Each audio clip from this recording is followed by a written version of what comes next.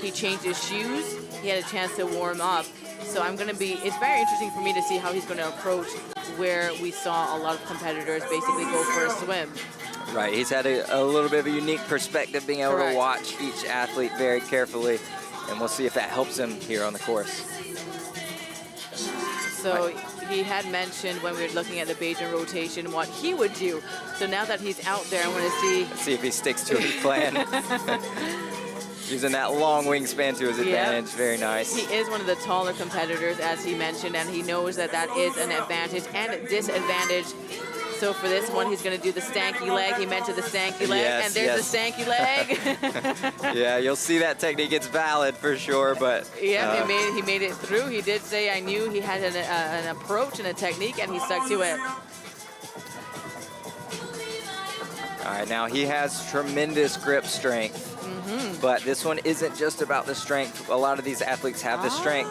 It's a lot about the technique here. He's actually changed what he told me earlier. Oh, the old switcheroo. Yeah, and he's playing it a little safe, according to him. And you see how he's stabilizing his swing to make sure he doesn't have any side-to-side swing. Right, so here he goes. And that will make this move a little bit more attainable, hopefully.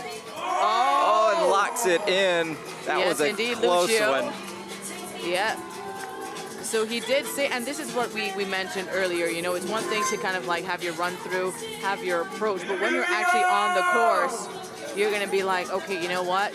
How am I feeling? How's the weather? He's centering himself. He's getting ready to go.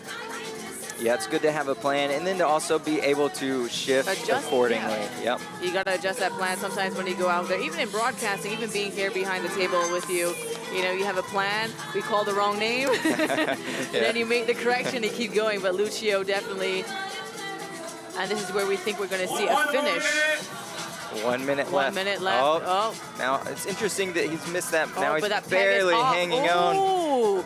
And this is where we saw May earlier contest that. Yeah.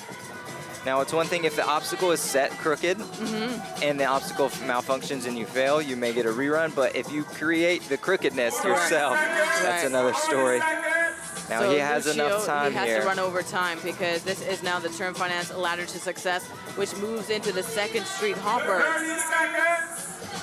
So he's hearing that we've got the, what do you call it, the mixed grip technique on this one. One hand forward, one hand backwards. I think he's going to try and go for that big jump there.